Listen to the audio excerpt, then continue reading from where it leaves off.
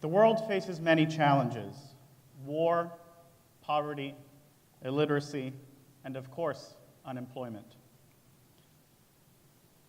Today, 1 in 8 young people between the ages of 15 and 24 is unemployed. The statistic is likely higher if we consider underemployed and disengaged youth, that is, young people that are neither in school nor at work. When approached locally, however, solving these problems becomes much more manageable, allowing for policy innovation and dynamic partnerships. Already, cities across the country and around the world are collaborating on issues such as regional public transit schedules, climate adaptation policy, and healthcare delivery models. Initiatives such as these at the subnational level can spur growth and compel our national leaders toward action. But many questions remain. Can these global problems be eradicated? What model is most effective for collaboration? How can the millennial generation, my generation, have a positive impact given the harsh economic conditions? And how can we, as individuals and as communities, play a meaningful role? In the 2nd grade, I asked my teacher a very simple question. I was a little precocious. When are we going to learn about other countries? She smiled and said, soon. Within a few weeks, I had my first assignment in international affairs, a 1-page report on China. Since then, I have always desired to be a professional diplomat, though in many ways, I already was a citizen diplomat. Growing up in Phoenix, Arizona, I was at the intersection of languages and cultures. In fact, my first job was probably as a translator for my classmates, my family, and even strangers. Despite current perceptions of my state, my childhood in Arizona was incredibly diverse. Some of my friends were Jewish, and I had Mormon neighbors. I grew up as Arizona grew.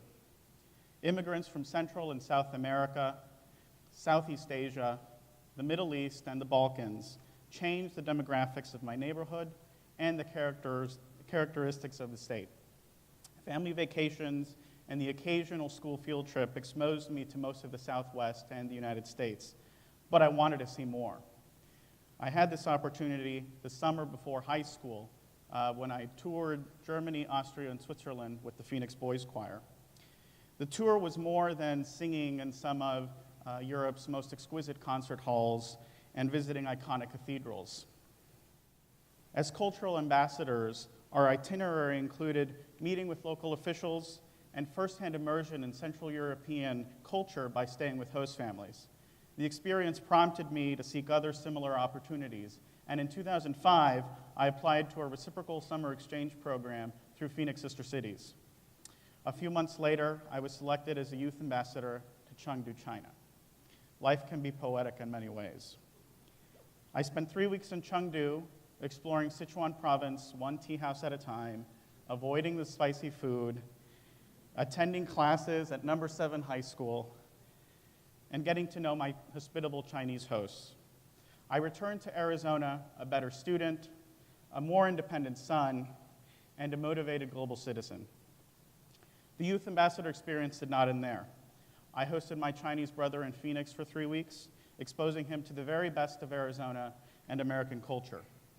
Youth exchanges are perhaps the most common and the first global experience for many young people. Without a doubt, I was transformed because of my experience as a youth ambassador. It inspired my decision to study international relations as an undergraduate student and to continue my service as a citizen diplomat. On May 12, 2008, I woke up to horrible news. A 7.9 earthquake had just struck Sichuan province, mere miles from Chengdu.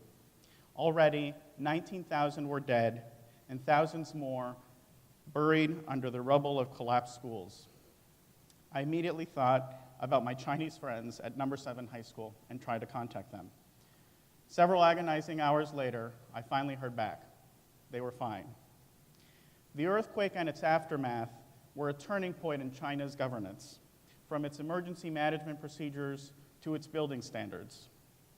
Transparency and collaboration, both locally and globally, became critical. In that spirit, municipal leaders in Phoenix set up a relief fund which raised $185,000 from concerned citizens and Sister Cities volunteers. The money contributed to the reconstruction of a school now dedicated to the Sister City relationship between those two cities.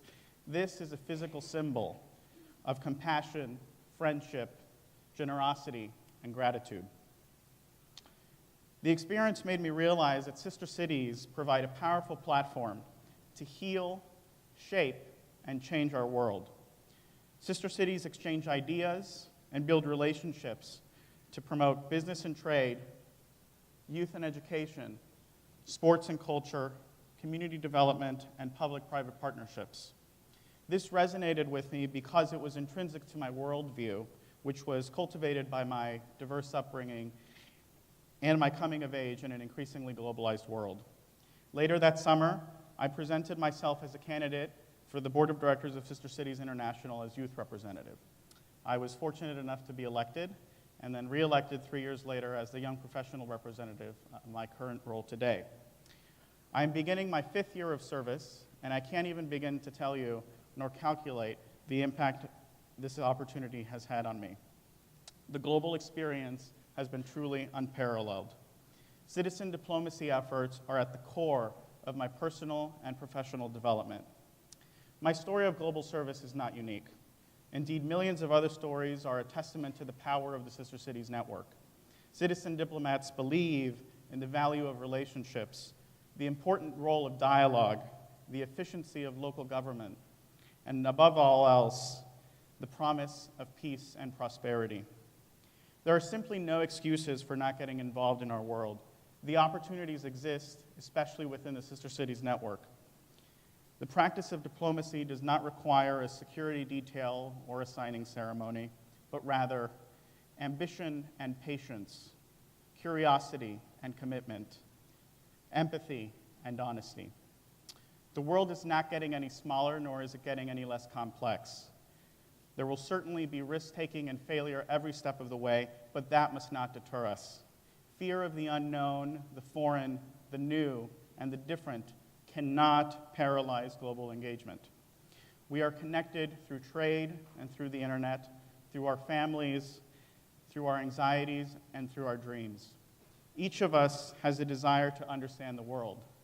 Each of us has a role to play in making our communities flourish and ensuring their sustainability for generations to come. Each of us has the responsibility to serve as a citizen diplomat. Thank you.